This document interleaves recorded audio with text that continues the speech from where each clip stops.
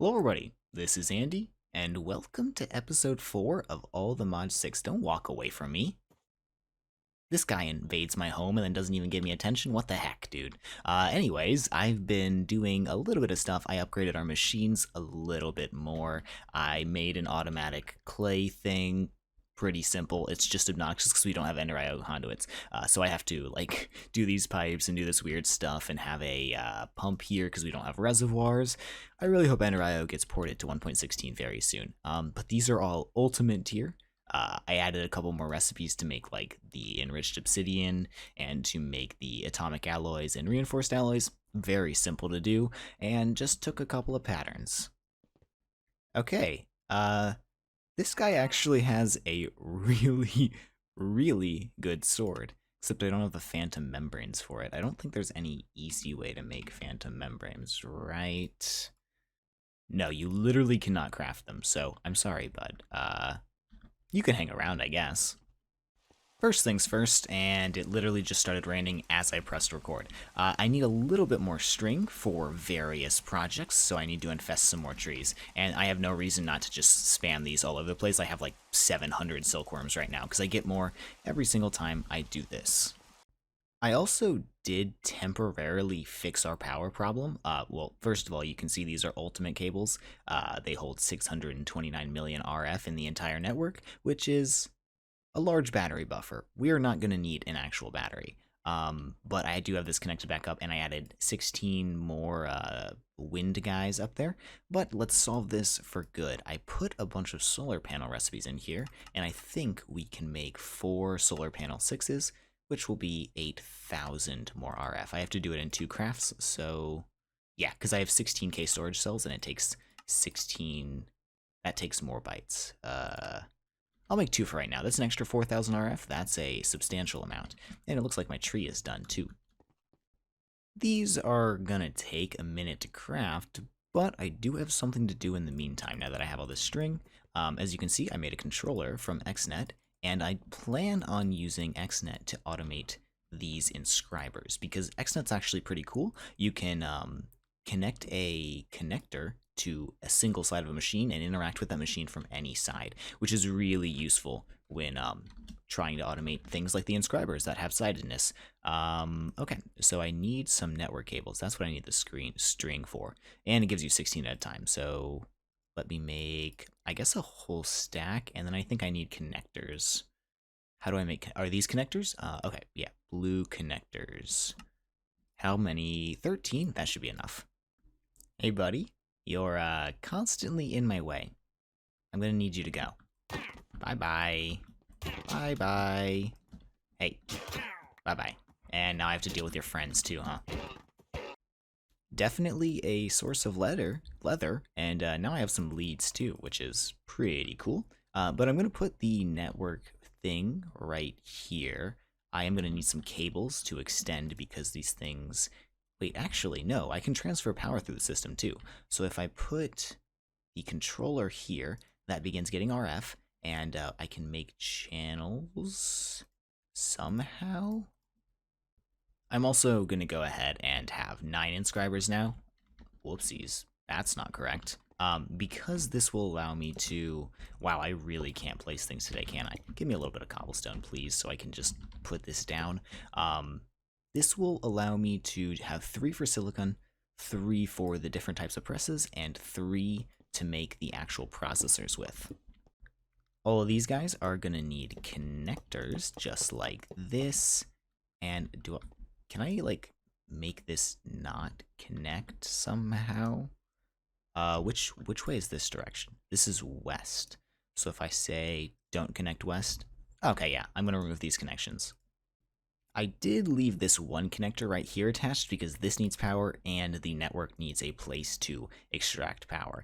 I know this interface looks very terrifying. It's actually not. So let me explain what's going on right here. So on this channel, we are extracting power. As you can see, it says extract from the conduit network. And then on all of the other, the power consumers, we have it on insert. Literally just have to change one thing and set the channel to like, or set this channel up here to energy.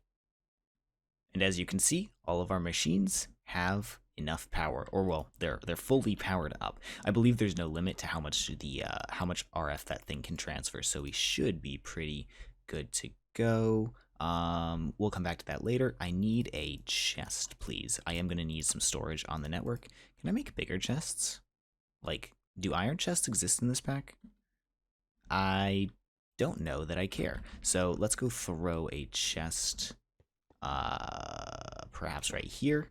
This is a connection point, and it should now show up in here. Okay, perfect. So now that everything has power, we want to start extracting items. So we change the channel type to item and hit create, and now the channel is an item channel. This is an energy channel. So what I want to do now is say this is an extract. So this can extract anything to anything else. These bottom 3 inscribers right here are the top 3 inscribers. You can check that by double clicking and it'll highlight the block, which is actually pretty cool. Just to make sure, that is the one right here. Okay, so we want to allow these to specifically only insert silicon. And I need to do that for each one of these. Technically, you can copy and paste these, but I'm going to be a little bit lazy. So now, if I put silicon in here, it should get pulled out and sent into these guys and processed. Then I need another item channel in order to extract the items from these guys. So these are going to be extract items and only extract printed silicon. I'm not sure if XNet can force extract things that usually aren't extractable, but I'm going to make sure I don't and try and filter it. And then for this channel, everything is going to go back to the chest. Now, let's work on the logic press, this inscriber right here. So I do need to find it. That was very easy. And then we need to say insert this gold ingot. And then if I put a gold ingot in there, let's check and see, does it go in? Ooh, it tried to... Oh, it pulled first. It pulled the silicon first before I was able to set the filter. However, it looks like it works just fine. I went ahead and did the exact same thing for calculation and engineering, and everything will get sent back to this chest once again. I'm going to make this a bigger inventory eventually, just so we don't get clogged up accidentally and back everything up, because there's going to be, probably at some points during crafts, a lot of redstone in here. And you know what? I actually foresee an issue. If I have 3 inscribers working on, like, say, any of the processors at any given time, I can put silicon or redstone in the wrong processor and entirely jam the system. So it's going to be slow, but I'm going to use one inscriber on the bottom, and I'll just max upgrade all of these. So hopefully it will be bearable. I don't think we're going to need millions of processors or anything. I do need a little bit of redstone in order to set the filters, and then we should be able to get this guy working. So create a channel. It is an insert channel. It needs redstone, silicon. Ooh. I'm going to need to insert these from different sides. Let me mess with this. So weird thing. I couldn't figure out how to interact with this thing from multiple sides at once. It might just not be fully implemented in this version yet, but clicking this just doesn't do anything. It's grayed out. However, that's perfectly fine by me. I have set up 2 more connectors to connect to 2 different sides, and now if I put, say, this in here and one of these in here, it will process, and I just need to extract it. And I did actually observe the XNet system can pull out of the input. It's not super smart about that. That's probably for a good reason. Like, you can just filter these very easily. You don't even have to make filters. So I'm just going to filter the calculation processors. I want to extract... Actually, let's copy this and remove this connector and extract on a completely different channel. I want to paste here, and that should be that, and then we can insert into an interface. I went ahead and named this interface processors, so we can shove that right here, and I do need to plug it in, so give me a, not one of those, one of these, smart cable, and then I can use a connector here, and then just one of the network cables that I made.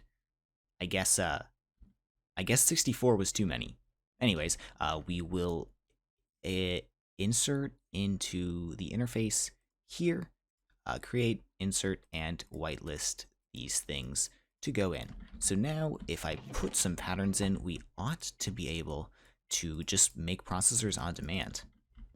And this is how the patterns are going to look. Gold, redstone, and silicon turn into a processor. We have no need for the in-betweens like the, what is it? The printed circuit or whatever it is, and the silicon like circuit thing. No reason to keep those around. So I should just be able to shove that in there and say, give me 11 of these. Why not? It should shove into here. We should see it start going. This guy's working its butt off, and this thing is working and shoving back into the IME system whenever it gets around to it. Yep. Never mind. The system was not correct because it couldn't pull the processors out of this thing from that side. So I've connected another connector to the bottom, and we actually used all 13 of our connectors and only 2 of the network cables. But looks like I made just the right amount. So now, if I say, give me logic processors, 11 of them, it will do everything automatically. So we see silicon going in here, logic going in there, this going in here, and it should get pulled out immediately and shoved back in here. Perfect. And with that fully automated, we pretty much conclude all of the infrastructure we need to create Applied Energistics everything, except for like string. I still need to make string on hand, or by hand. However, hopefully I can change that very soon.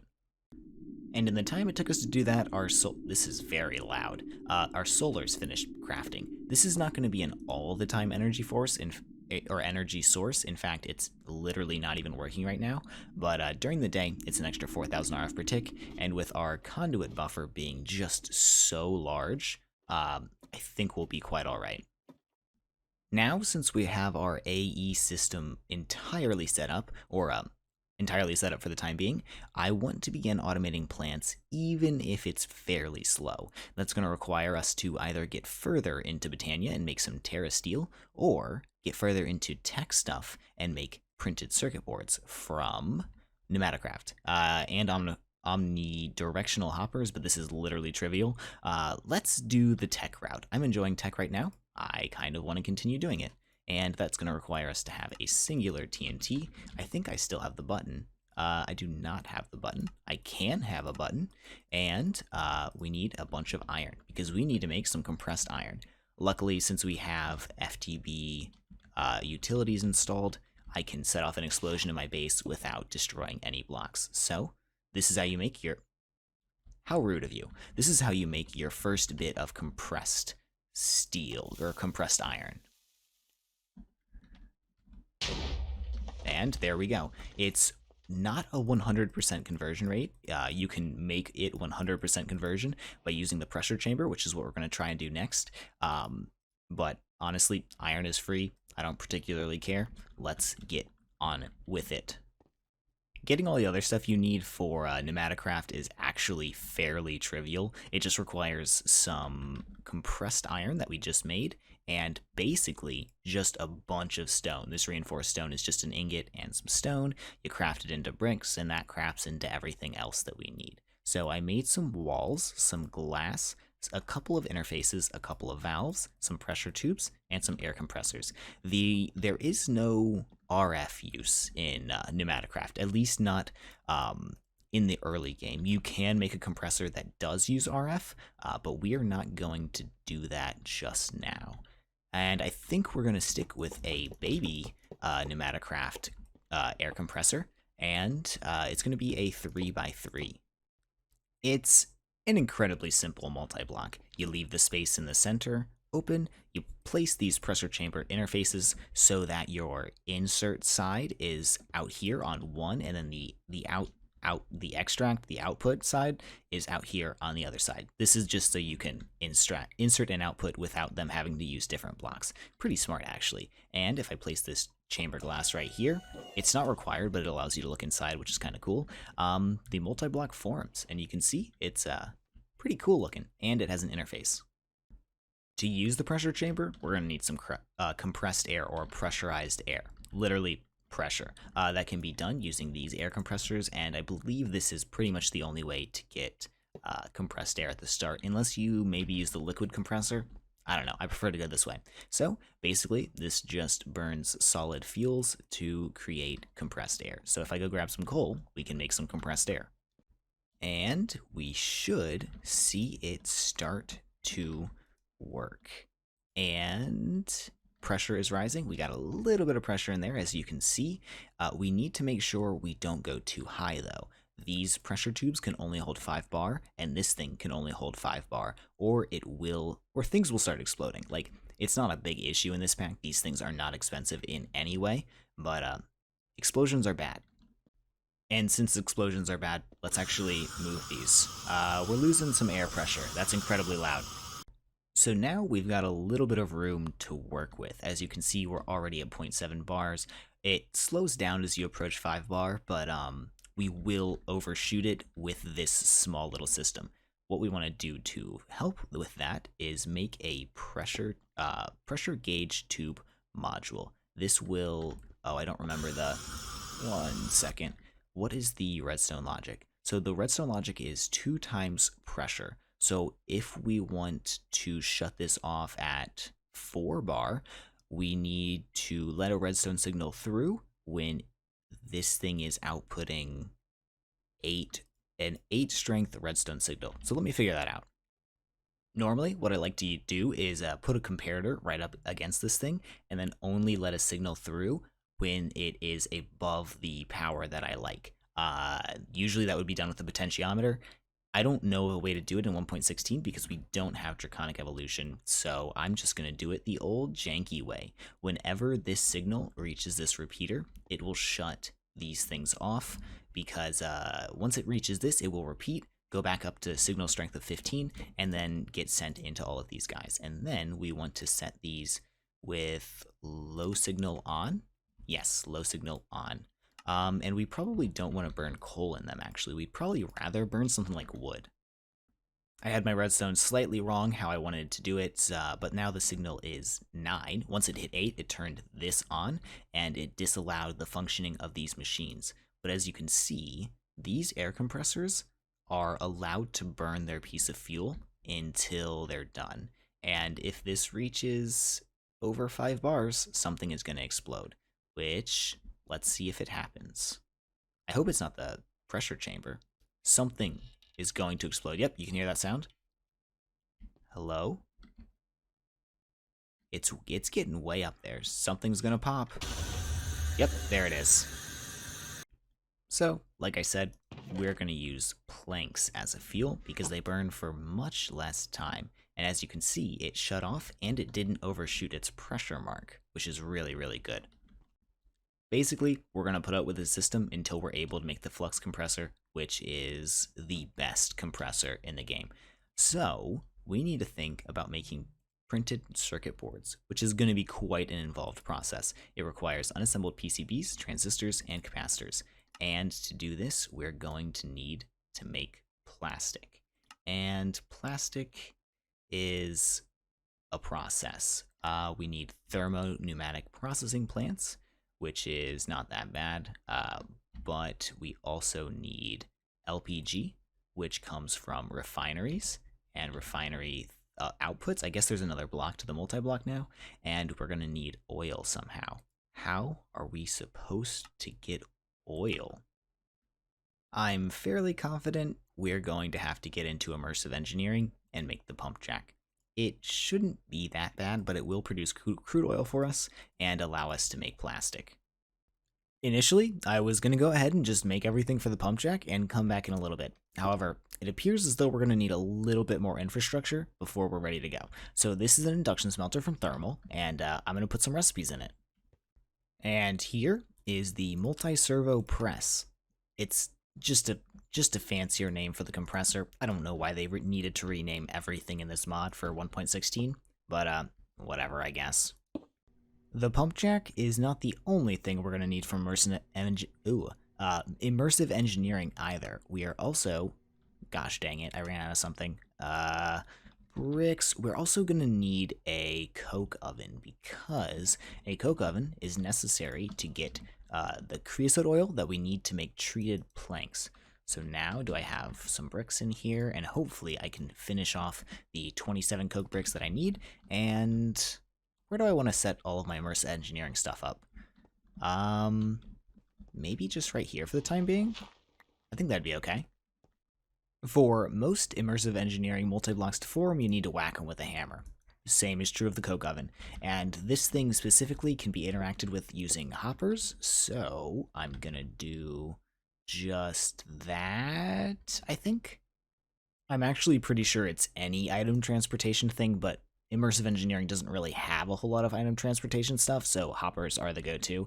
That should be able to pull out of the bottom, and we should be able to put another item pipe right up here to pull or to push into the top. And I've got 2 drawers, and let me just set this, and we should be able to throw some coal in here to make coal coke.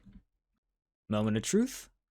Does it turn on? Okay, yes it does. So coal turns into coal coke. Coal coke can be used to burn things. Burn things. It's about twice the efficiency of coal. It just takes a very long time to produce. But the thing that we want is creosote oil, and I'm just going to shove an ultimate fluid tank in there, let this thing fill up, and once we get 112 buckets of creosote oil, we probably won't ever really have to worry about creosote oil ever again for this playthrough. I've only got 2 buckets of creosote oil so far, but it will be enough for now, and as you can see, you can use a tank in the crafting, which is really, really nice. So I've gathered all the materials for the pump jack, but we can't just place it anywhere. There has to be at least a little bit of oil in the field, and I need to set this to, let's just change them all to output. I'll never use 1.6 million RF with this thing.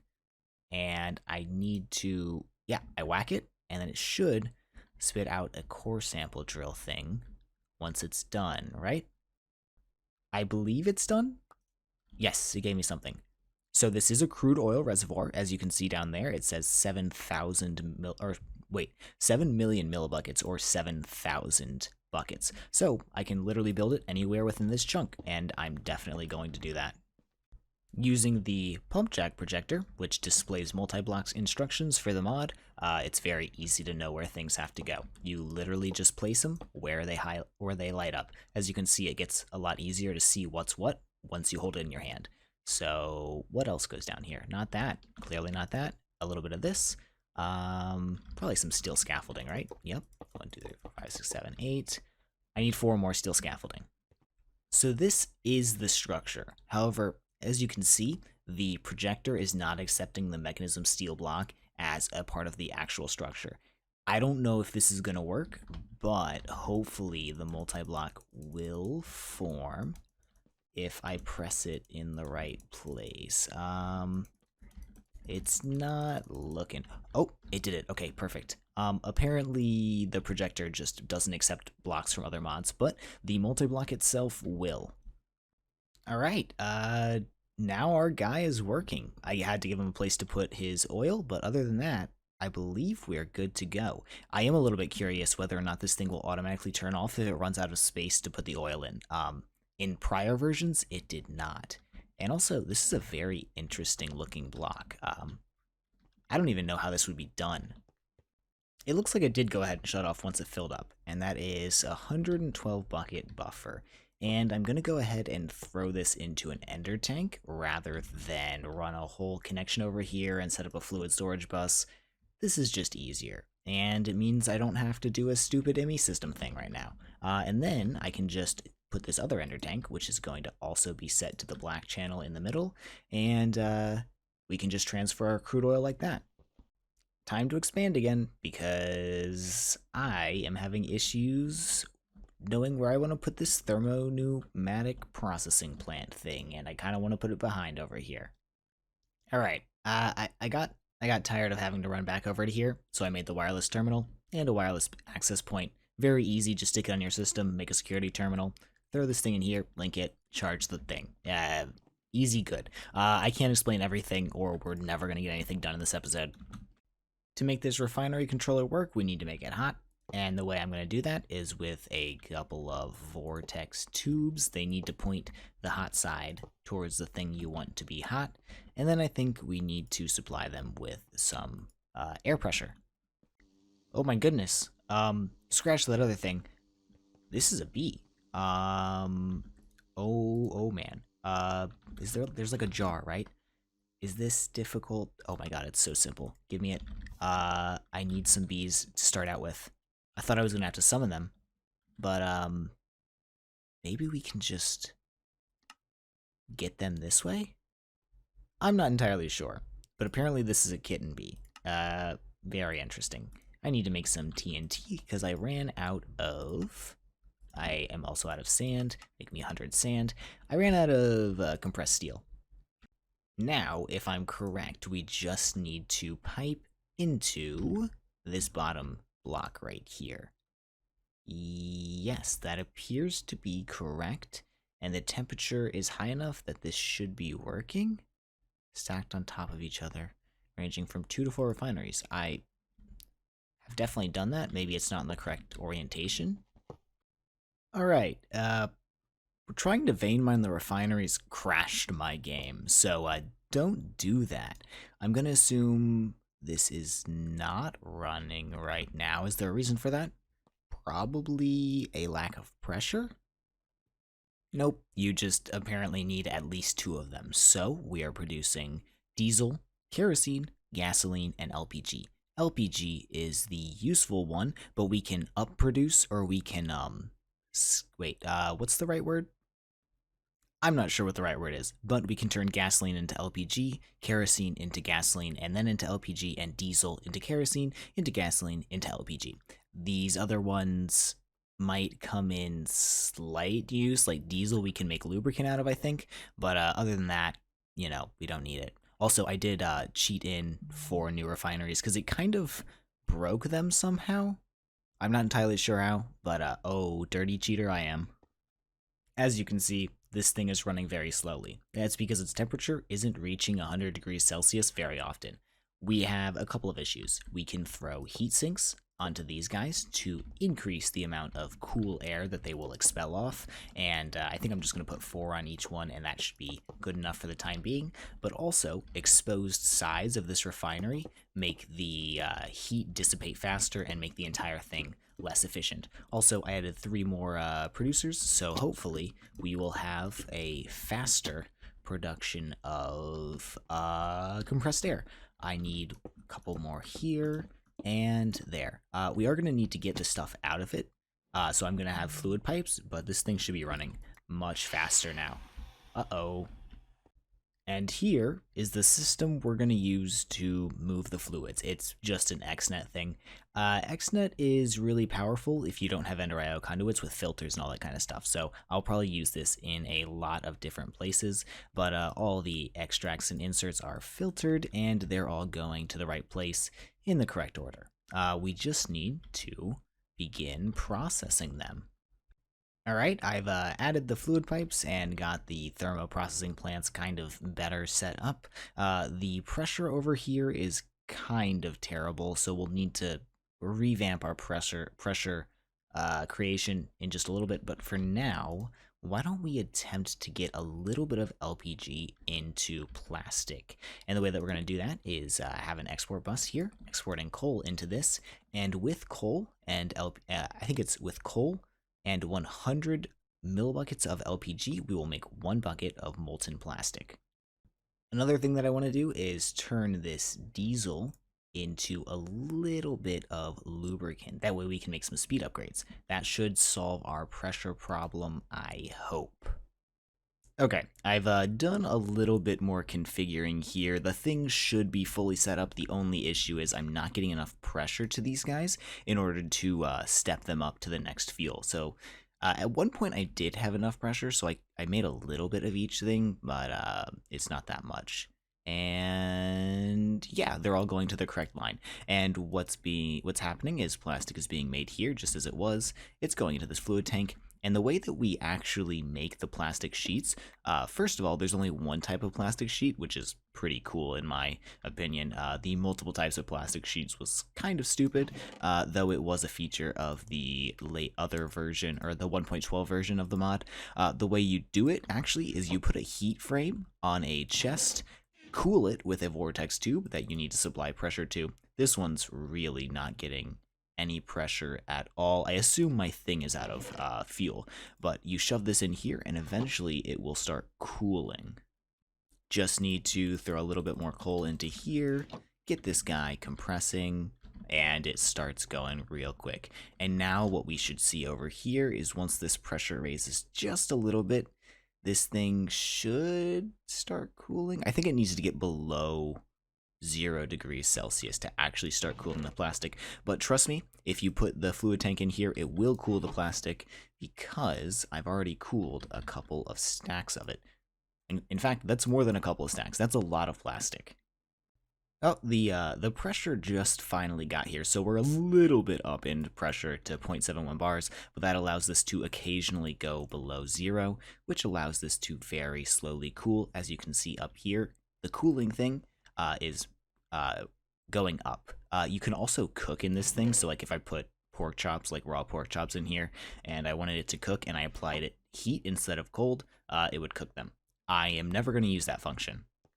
But now it's time to do a little bit of cooking with our pressure chamber, and instead of using the interfaces because they're pretty slow right now, I'm just going to crack this guy open, shove all the items we need in, and close it back up.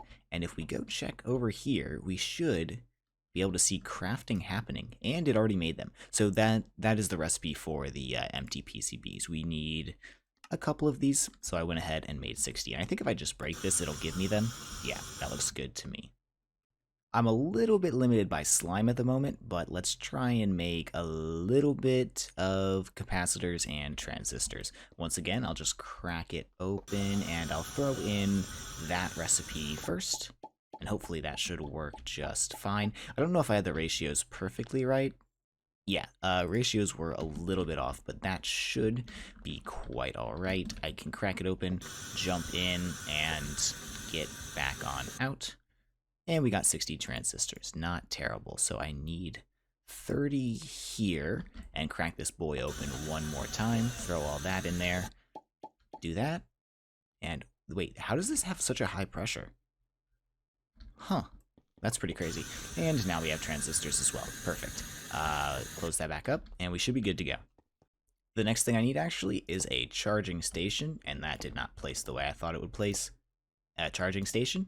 And I'll throw an Amazon tablet in there. We use this to order things with the mod. It doesn't actually need that much pressure, but I think it does need slightly more than that. Let me get it up to like 1 or 2 bar.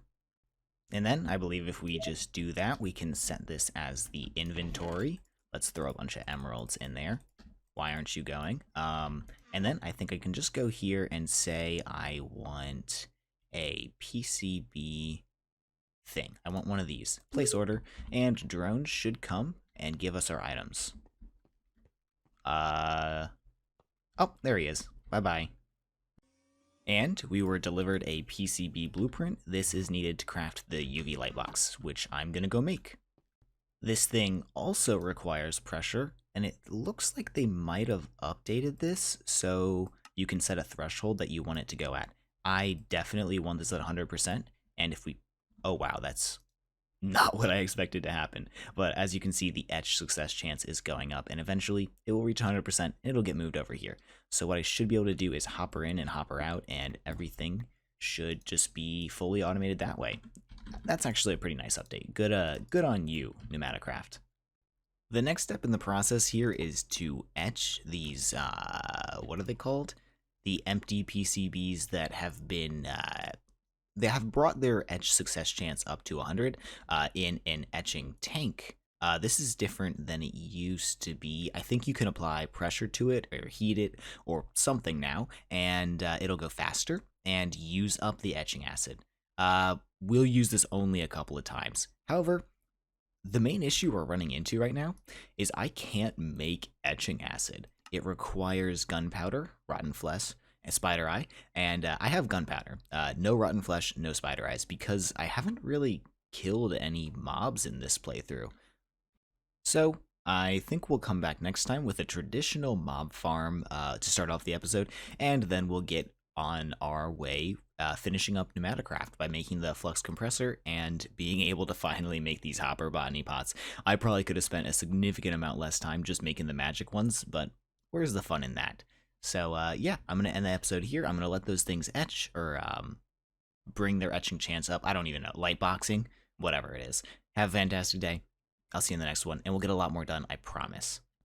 Take care. Bye bye.